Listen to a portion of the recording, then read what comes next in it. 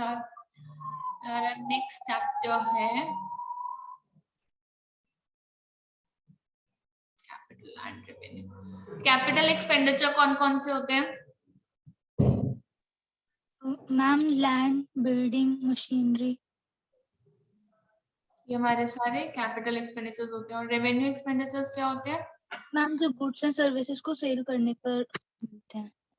जो कुछ revenue expenditure, अच्छा, जो नॉर्मल गुड्स एंड सर्विसेज को सेल करने पर होते हैं। यस मैम, जो डेली बेसिस पर डेली बेसिस पर जो होते हैं वो होते हैं हमारे रेवेन्यू एक्सपेंडिचर्स। ठीक है, तो अगर हम क्रक्स निकालें या शॉर्ट में बोलें तो रेवेन्यू एक्सपेंडिचर्स वो एक्सपेंडिचर्स होते हैं जो हम डे टू डे बिजनेस में करते हैं। ठीक है, जितना भी हमारा रिकरिंग नेचर का होता है या बिजनेस ऑपरेट करने के लिए हम जो भी एक्सपेंसेस करते हैं वो हमारे रेवेन्यू नेचर के, और वो क्या होते हैं हमारे रेवेन्यू एक्सपेंडिचर। कैपिटल एक्सपेंडिचर वो एक्सपेंडिचर होता है जिसका बेनिफिट आपको लॉन्ग टर्म में मिलता है और उससे ऐसा कोई आप चीज ऑब्टेन कर रहे हो जो आपकी वर्किंग कैपेसिटी को इंक्रीज करता है, आपकी अर्निंग कैपेसिटी को इंक्रीज करता है, तो वो होता है हमारा कैपिटल एक्सपेंडिचर। ठीक है, अब एक मुझे बात बताओ, रेवेन्यू एक्सपेंडिचर तो हम पूरा पीएनएल में चार्ज कर देते हैं, कैपिटल एक्सपेंडिचर का हम क्या करते हैं? बैलेंस शीट में डाल देते हैं। बैलेंस शीट में डाल देते हैं। बैलेंस शीट में डालने को क्या वर्ड यूज करते हैं? बैलेंस शीट में डालने के लिए हम जो टर्म यूज करते हैं वो होता है कैपिटलाइज। हम उसको क्या कर देते हैं, अपने कैपिटल एक्सपेंडिचर को हम लोग कैपिटलाइज करके बैलेंस शीट में डाल देते हैं। ठीक है, कैपिटलाइज करने के बाद अब आप मुझे एक बात बताओ कि जो हम चीज कैपिटलाइज कर देते हैं क्या वो धीरे धीरे कम होती जाती है? जैसे हमने फिक्स्ड एसेट्स परचेज किया 100 रुपीज का, तो हमने उस साल में पूरे 100 रुपीज को क्या कर दिया, कैपिटलाइज कर दिया।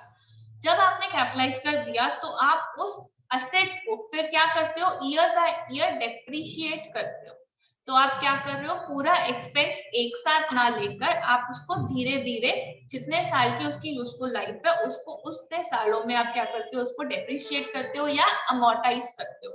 ठीक है, तो जो भी आपके कैपिटल एक्सपेंडिचर्स होते हैं वो एक साथ ना जाकर, एक साथ आपकी प्रॉफिट आपकी स्टेटमेंट्स को हिट ना करके वो धीरे धीरे आप उन एक्सपेंसेस को क्लेम करते जाते हो। और क्लेम आप कौन से टर्म में करते हो? या तो आप उनको डेप्रिशिएट करते हो या आप उनको क्या करते हो, अमोर्टाइज करते हो। ठीक है, या तो आप उनको डेप्रिशिएट करते हो या आप उनको क्या करते हो, अमोर्टाइज करते हो। ठीक, we are doing chapter 2 capital and revenue transactions. Why I'm writing transactions? क्योंकि कैपिटल रिसीट्स भी है एंड रेवेन्यू रिसीट्स भी है, एक्सपेंडिचर्स भी है और हमने रिसीट्स भी करनी है। तो हम सबसे पहले क्या करते हैं, एक्सपेंडिचर। और एक्सपेंडिचर में जो हम सबसे पहली टर्म लिखेंगे वो होती है हमारी कैपिटल एक्सपेंडिचर। ठीक है, तो जैसे कि अभी हमने समझा कैपिटल एक्सपेंडिचर्स वो एक्सपेंडिचर्स होते हैं जो हमारी किसी मेन पर्पस के लिए यूज किए जाते हैं। इट इज मेन पर्पस के लिए इनकर्ड किए जाते हैं। It is incurred for the purpose of या तो fixed assets, for the purpose of या तो आप डायरेक्टली क्या ले रहे हो, fixed assets, purchasing of fixed assets, या फिर ऐसा कोई एक्सपेंस कर रहे हो जो रिलेटेड है, related to increasing earning capacity of the business. किस लिए इंक्रीज हो रहा है, increasing earning capacity of business. आप अपने बिजनेस की अर्निंग कैपेसिटी को बढ़ा पा रहे हो या ऐसा कोई फिक्स एसेट ले रहे हो जो बहुत लॉन्ग टर्म के लिए चल रहा है, वो आपका क्या होता है, capital expenditure.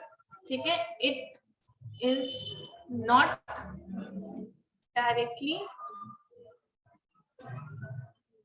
Treated as expense. आप इसको directly as an expense treat नहीं करते हो, but the amount is what amount is capitalized। आप इस अमाउंट को क्या कर देते हो, इस अमाउंट को कैपिटलाइज्ड कर देते हो। और कैपिटलाइज करने का मतलब आप इसको अपनी बैलेंस शीट में डाल देते हो।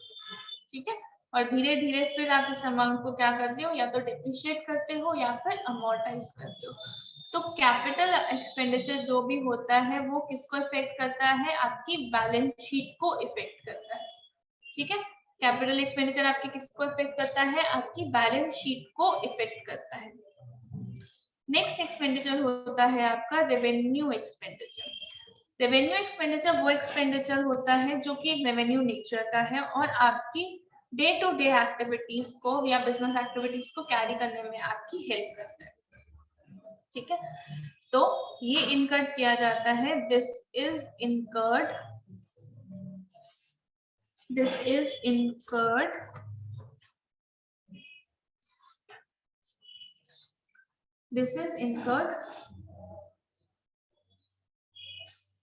for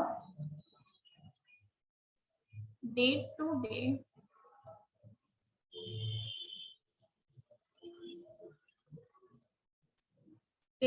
activities of the business, और ये कहाँ चार्ज होता है, it is charged to P&L account. ठीक है, and charged fully to P&L account, पूरा का पूरा P&L अकाउंट में चार्ज हो जाता है। और ये इसका इफेक्ट कहाँ जाता है, it effects the P&L account. किसको इफेक्ट कर रहा है, ये इफेक्ट कर रहा है आपके P&L अकाउंट। ठीक है, अगर वैसे आपको याद ना रहे कि भैया क्या कैपिटल था क्या रेवेन्यू था, वैसे तो इतना कोई डिफिकल्ट है नहीं, पर एक और तरीके से आप इसे याद कर सकते हो या समझ सकते हो कि अगर कोई भी आपका एक्सपेंस ऐसा है जो आपकी बैलेंस शीट को इफेक्ट कर रहा है तो वो आपका कैपिटल एक्सपेंडिचर है, और कोई भी ऐसा एक्सपेंस है जो आपके P&L नॉर्मल P&L को इफेक्ट कर रहा है तो वो आपका क्या है, रेवेन्यू एक्सपेंडिचर। ठीक है, अब आप कैसे पता करेंगे कि लिख लिया ये सारा, अब आप कैसे पता करेंगे कि रेवेन्यू एक्सपेंडिचर है या कैपिटल एक्सपेंडिचर है, तो और इसके अंदर एक और चीज आती है, और ये आप चाहे डिफरेंट पेन से लिखो या किसी पेंसिल से लिखो, कि जो भी हम परचेज कर रहे हैं फिक्स एसेट्स का, उससे related expenses related to fixed assets, that is उसकी installation cost, that is bringing the fixed assets to its location, to its operational location, वो भी सारे आपके क्या होते हैं, कैपिटलाइज। वो भी आपके सारे क्या होते हैं, कैपिटलाइज, और वो सारे एक्सपेंसेस आपके क्या होते हैं, कैपिटल एक्सपेंडिचर। ठीक है, इतना लिख लिया? Yes ma'am. No ma'am. जल्दी लिखो, फिर हम बताएंगे कुछ बेसिस के ऊपर हम डिसाइड करेंगे कि कैपिटल होता है कि रेवेन्यू होता है। मैम फिक्स्ड एसेट्स के बाद क्या लिखा है? To its operational location।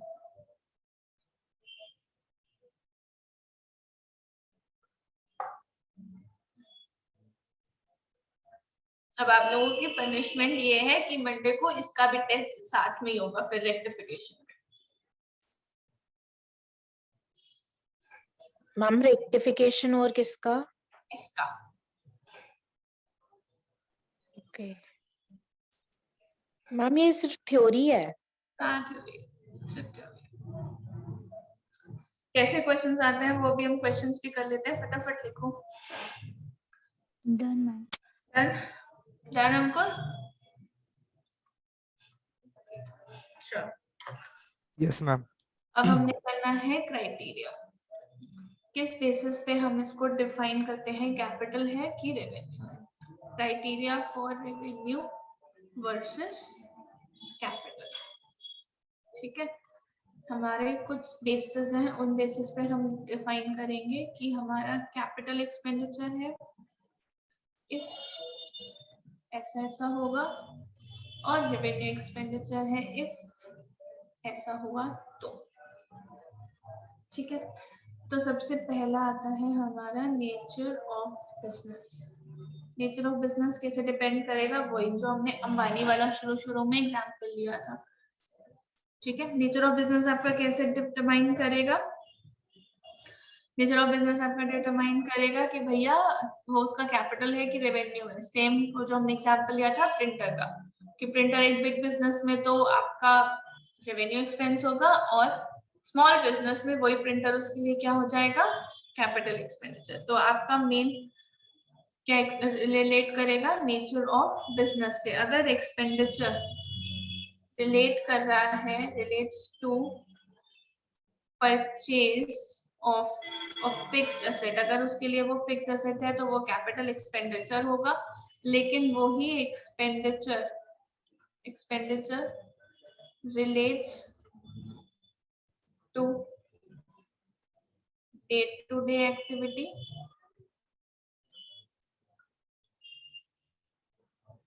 और purchase of fixed asset, current asset, तो उस केस में आपका ये क्या होगा, रेवेन्यू एक्सपेंडिचर। ठीक है, तो आपके बिजनेस के नेचर पर भी डिपेंड करेगा।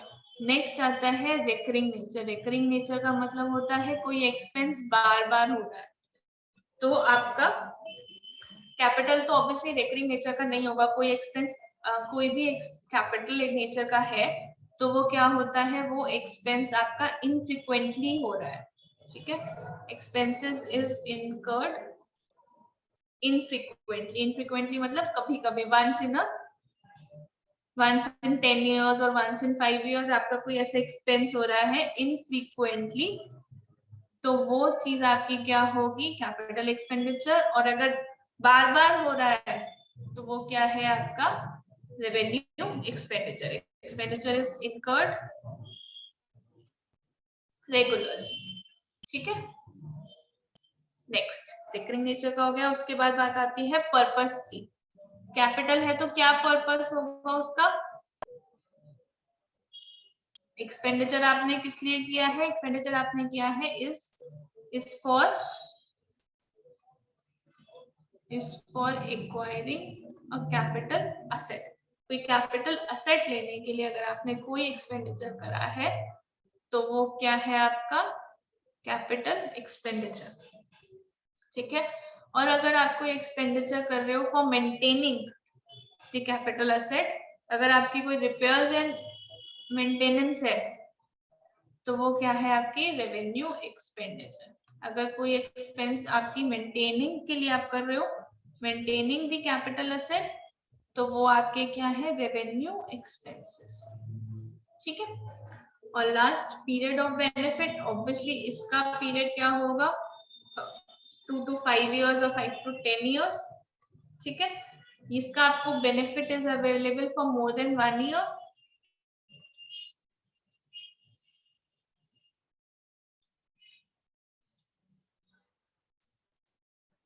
और इसका बेनिफिट आपका किसमें होता है, it is only for the current year, सिर्फ करंट ईयर में आपको इसका बेनिफिट मिलता है। ठीक है, ओके। अब हम इसका एक क्वेश्चन करें।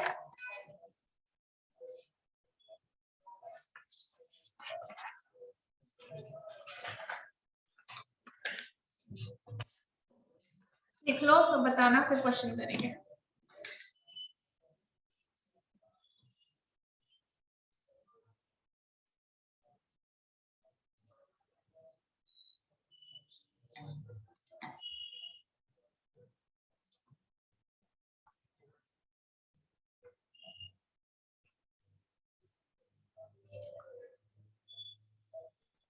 मैंने नेचर ऑफ बिजनेस वाले में फर्स्ट पॉइंट में क्या लिखा है, परचेज ऑफ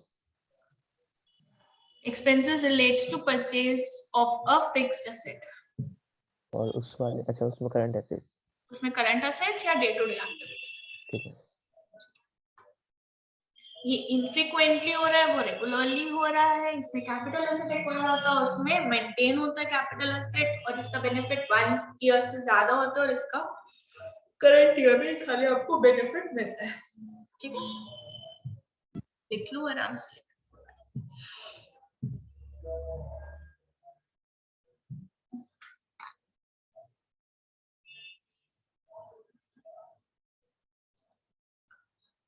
मैम यहाँ पे क्या लिखा है? It is only for the it is only for the current year.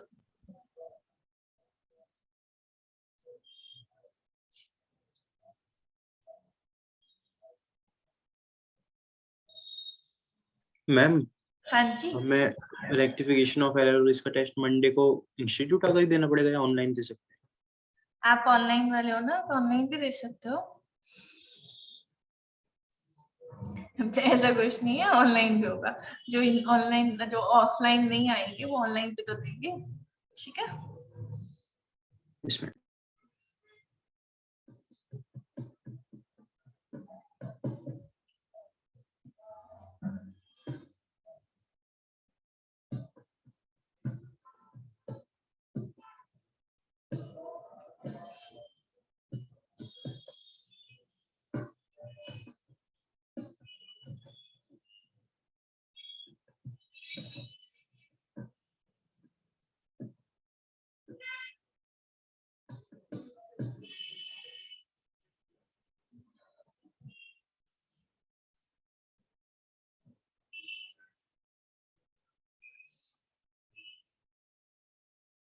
हो गया सबका? Yes ma'am.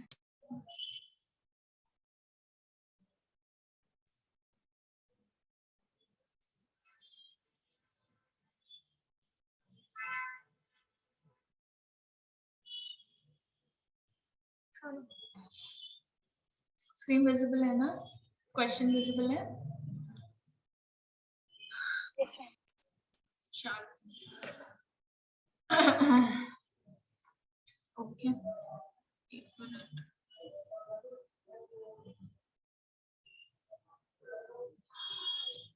We have done the following capital expenditure, revenue expenditure, deferred revenue expenditure आपकी बुक्स में नहीं है, बट सिर्फ आपके अंडरस्टैंडिंग के पर्पस से मैं बता देती हूँ कि डेफर्ड रेवेन्यू एक्सपेंडिचर वो टाइप का रेवेन्यू एक्सपेंडिचर होता है जो है तो रेवेन्यू नेचर का, लेकिन उसका बेनिफिट मोर देन 1 ईयर रहता है, लेकिन मतलब 2 to 5 years रहता है। जैसे मैं कहूँ कि आपका एडवर्टीजमेंट एक्सपेंसेस, ठीक है, आपने कोई एडवर्टीजमेंट दी और उसका जो बेनिफिट रहेगा, मैं कहती हूँ कि वो बेनिफिट आपको 5 years तक रहेगा। ठीक है, तो ये advertisement being a revenue nature, आप उसको कैपिटलाइज तो नहीं कर सकते हो। क्या आप एडवर्टीजमेंट एक्सपेंस को कैपिटलाइज करोगे? क्या ये हमारा कोई असेट है? नहीं। क्या हमारी से अर्निंग बिजनेस कैपेसिटी ऐसे एसेट ऐसी कोई चीज है जिससे आप उसको over the period of time depreciate कर सकते हो? नहीं। तो जो ऐसा एक्सपेंस है तो रेवेन्यू नेचर का, लेकिन उसका बेनिफिट आपका 1 से ज्यादा सालों तक रहे, वो होता है आपका डेफर्ड रेवेन्यू एक्सपेंडिचर। ठीक है, जिसका बेनिफिट आपको 1 से ज्यादा साल के लिए रहे, लेकिन उसका नेचर क्या है? रेवेन्यू नेचर है। तो उस केस में वो एक्सपेंस जो होता है वो होता है आपका डेफर्ड रेवेन्यू एक्सपेंस। ठीक है, अब कुछ एक्सपेंसेस आपको आपकी बुक में दिए हुए हैं, ठीक है, आपकी अंडरस्टैंडिंग के लिए, और हम इसको कैसे लिखेंगे अपने क्वेश्चन में भी, अगर हमारे पेपर में आ जाता है 4 to 5 मार्क्स का क्वेश्चन, तो हम इसको कैसे लिखेंगे वो भी हम करेंगे। फॉर द टाइम बिंग अभी हम अपनी बुक से देखते हैं और देखते हैं कि हमारा कैपिटल है कि रेवेन्यू है, इससे हमारी अंडरस्टैंडिंग और क्लियर हो जाए। Expenses on a foreign tour to purchase a machinery. तो एक्सपेंस आपने किस लिए करा है? मशीनरी लाने के लिए। एक्सपेंस आपने किस लिए करा है? मशीन को लाने के लिए। तो ये एक्सपेंस आपका कौन से नेचर का होगा? कैपिटल। कैपिटल। कैपिटल क्यों किया गया है? क्योंकि इनकर करा गया है to acquire a capital asset, that's why it is capital in nature. Cost of machinery purchased, capital, इसमें तो हमें कोई डाउट है ही नहीं। ठीक है, insurance and freight on machinery purchased, capital. Capital क्योंकि हमने मशीनरी को उसकी करंट पोजीशन पे, ऑपरेशनल लोकेशन पे लाने के लिए हम सारे एक्सपेंसेस कर रहे हैं, तो ये क्या है? कैपिटल। इंश्योरेंस वाला भी कैपिटल? हाँ, इंश्योरेंस वाला भी कैपिटल है, क्योंकि ये आप देखो, अगर सीक्वेंस देखो तो वो फॉरेन वाला ही है। तो फॉरेन वाला को अगर आप इंपोर्ट कर रहे हो और उस पर इंश्योरेंस वगैरह दे रहे हो, तो वो अभी फॉर दैट आपके वहां तक पहुंचाने के लिए, आपकी फैक्ट्री तक जाने के लिए एक्सपेंस हो रहा है। इंश्योरेंस वैसे कैपिटलाइज नहीं होता, लेकिन इस केस में वो फॉरेन से आ रहा है तो वो सीक्वेंस वही बन रही है कि आपने custom duty the on imported machinery, import करी हुई मशीनरी पे आपने कस्टम ड्यूटी पे करी तो वो भी क्या होगी आपकी कैपिटल। ठीक है। Next, wages for erection of machinery, आपने मशीनरी लगाने में जो वेजेस दिए वो कहाँ जाएंगे आपके कैपिटल। कैपिटल में। Installation charges of a machinery purchased, installation capital.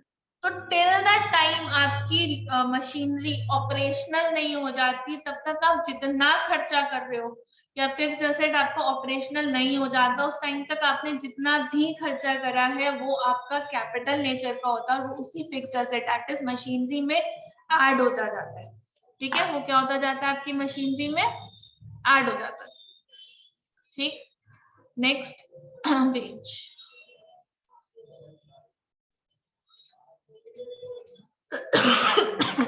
Expenses incurred on trial before the asset is put to use, किसमें जाएगा ये कैपिटल।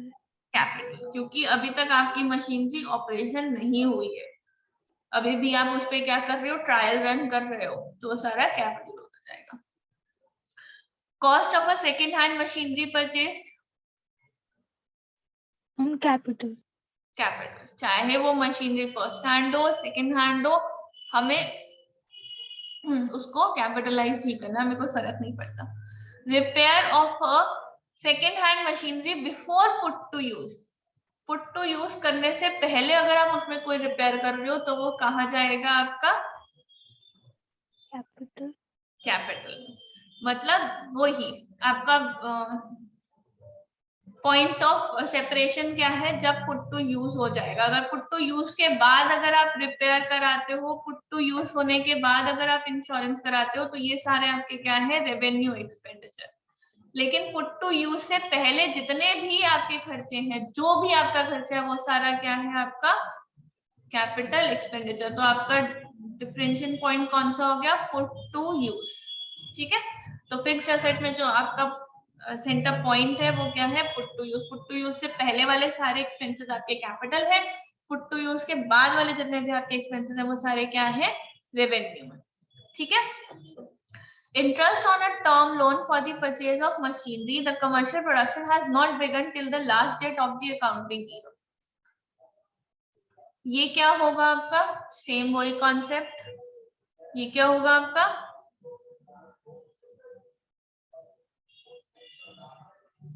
मैम, ये एक बार एक्सप्लेन करना, कैपिटल क्यों है ये? आपने कोई टर्म लोन लिया उस मशीनरी को परचेज करने के लिए, ठीक है, अभी भी उसकी कमर्शियल प्रोडक्शन स्टार्ट नहीं हुई है, तो जितना भी आप टिल द टाइम उसको कमर्शियल प्रोडक्शन स्टार्ट होने से पहले, वही पुट टू यूज से पहले जितना भी आप इंटरेस्ट दे रहे हो उसके टर्म लोन का, वो सारा का सारा आपका क्या होगा, कैपिटलाइज्ड। ठीक है, तो वही जो आपका पॉइंट ऑफ डिफरेंशिएशन है, या जहां से आपको देखना है capital and revenue fixed asset के पॉइंट ऑफ व्यू से, वो है आपका put to use. Put to use के पहले जितने भी आपके एक्सपेंसेस हैं वो सारे आप कैपिटलाइज करते हो, और उसके बाद के जितने हैं वो सारे आपके क्या है, रेवेन्यू एक्सपेंसेस। ठीक है, ये आ गया। सेम उसका नेक्स्ट पॉइंट देखो, interest on a term loan for the purchase of machinery, the commercial production has already begun. अब क्या हुआ, पुट टू यूज के बाद, मतलब कमर्शियल प्रोडक्शन स्टार्ट हो गई, जब हो गई तो वो कौन से नेचर का हो गया, आपके रेवेन्यू। ठीक है, जब आपकी प्रोडक्शन स्टार्ट हो गई तो वो क्या हो गई, रेवेन्यू। वही आगे बात, repairs of machine after the machine is put to use, कौन सा एक्सपेंस हो गया आपका, ये revenue. Amount spent for replacement of worn out part of machinery, कौन सा एक्सपेंस हो गया, रेवेन्यू। ठीक है, actual maintenance fee of a machine, maintenance fee दे रहे हो, रिकरिंग नेचर की है, तो कौन सा एक्सपेंस हो गया आपका, revenue. Money spent to reduce working expenses, इसका क्या मतलब हुआ, आपने इसकी क्या करी, एफिशिएंसी या कैपेसिटी को क्या करा, इंक्रीज कर दिया। आपको इससे क्या होगा, जब आपने वर्किंग एक्सपेंसेस कम करने के लिए कोई खर्चा करा तो आपने उसकी अर्निंग कैपेसिटी को क्या करा, इंक्रीज करा, या आपका इसको बेनिफिट कब तक मिलेगा, लॉन्ग टाइम में मिलेगा। तो इसलिए ये क्या है आपकी कैपिटल एक्सपेंडिचर। ठीक है। Next, amount spent for replacement of a petrol driven origin by CNG kits. आपने कोई एक चीज को, कार का एग्जांपल ले लो, पेट्रोल से चल रही थी, आपने उसको सीएनजी किट लगा दी, तो इसका बेनिफिट क्या है? 1 साल तक ही लिमिटेड है या बहुत टाइम तक चलता रहेगा? एक साथ बहुत टाइम तक चलता रहेगा। बहुत टाइम तक चलता रहेगा, तो ये आपका कैपिटल एक्सपेंडिचर है। ठीक है। Next, cost of rings and pistons of an engine change to get fuel efficiency. आपने उसकी कुछ चीजों को चेंज करा जिससे आपको फ्यूल एफिशिएंसी मिलेगी, मतलब फ्यूल कम यूज होगा। तो इससे आपका क्या हुआ? बेनिफिट आपका लॉन्ग टाइम तक है कि थोड़े से टाइम तक है? Long time. टाइम तक है। लॉन्ग टाइम तक है, तो ये आपका क्या है? Expenditure, capital expenditure. ठीक है। Next, overhauling expenses for the engine of a motor car to get better fuel efficiency. Same, आप कोई और एक्सपेंसेस कर लो जिससे आपकी बेटर फ्यूल एफिशिएंसी होगी, आपका बेनिफिट बहुत लंबे टाइम तक चलेगा, इसलिए ये क्या है? Capital. Legal expenses to acquire a building. Building खरीदने से पहले आपने कोई लीगल एक्सपेंसेस दिए, तो ये एक्सपेंसेस क्या हो जाएंगे? कैपिटल। कैपिटलाइज हो जाएंगे, और एक्सपेंस क्या है आपके? कैपिटल नेचर का। Legal expenses to defend a suit claiming that firm's pesticide belongs to plaintiff। मतलब आप कोई केस कर रहे हो किसी के ऊपर और उसके लीगल एक्सपेंसेस दे रहे हो, कौन से नेचर का होगा ये? रेवेन्यू और कैपिटल? केस तो मतलब 1 ईयर से कम तक होगा तो रेवेन्यू। अगर 1 ईयर से ज्यादा का भी होगा तो भी फर्क नहीं पड़ता, क्योंकि खर्चा जो मतलब आपके लीगल एक्सपेंसेस होते हैं वो हर साल होते रहते हैं। केस 1 ईयर में खत्म हो जाए ऐसा नहीं होता, it's not possible in India. ठीक है। तो वो एक टाइम, 1 टाइम पेमेंट नहीं होती, ये पर हियरिंग होती है अगर प्रैक्टिकली देखो। तो इसलिए जो भी एक्सपेंसेस होंगे ये आपके रेवेन्यू नेचर के होंगे, क्योंकि हर साल होते हैं। ठीक है। Amount spent on repenting, repenting मतलब रीपेंटिंग करी है an old building for the first time on purchase, तो कौन सा एक्सपेंस होगा ये? Capital. Capital. Amount spent on annual repainting of building, revenue. Revenue, क्योंकि हर साल हो रही है तो ये क्या है? Revenue. Expenses to obtain a licence for starting a factory. आपने कोई लाइसेंस के लिए करा है एक्सपेंस, तो कौन सा टाइप का खर्चा होगा ये?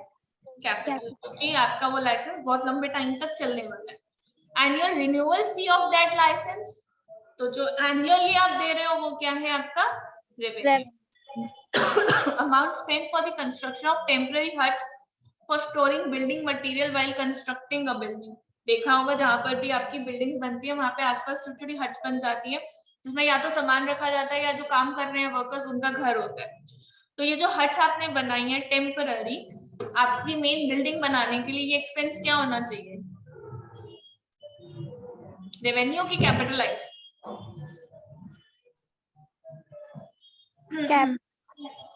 Capitalise.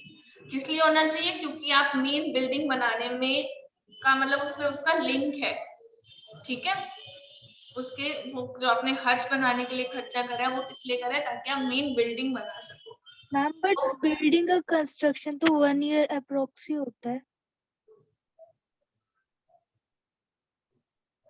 Construction of building, building तो आपका कैपिटल एक्सपेंडिचर है ना। अच्छा ओके मैम। बिल्डिंग तो कैपिटल है ना, और उसको बनाने के लिए अगर आप कुछ खर्चा कर रहे हो तो वो भी कैपिटलाइज हो जाएगा। Okay ma'am. ठीक है। चलो नेक्स्ट पेज। ओके, टाइम भी हो गया, ये एक बार अपने आप सारे पढ़ लेना, फिर हम इसके एग्जाम का क्वेश्चंस करेंगे। ठीक है। Okay ma'am. 26 to 43 और आगे भी है क्यों, थोड़ा सा 46 तक है, तो ये बार एक बार देखना, किसी का डाउट होगा तो वो क्लियर करके फिर इसके क्वेश्चंस कर लेंगे। Okay okay ma'am. Bye bye, good afternoon. Good afternoon ma'am. Good afternoon.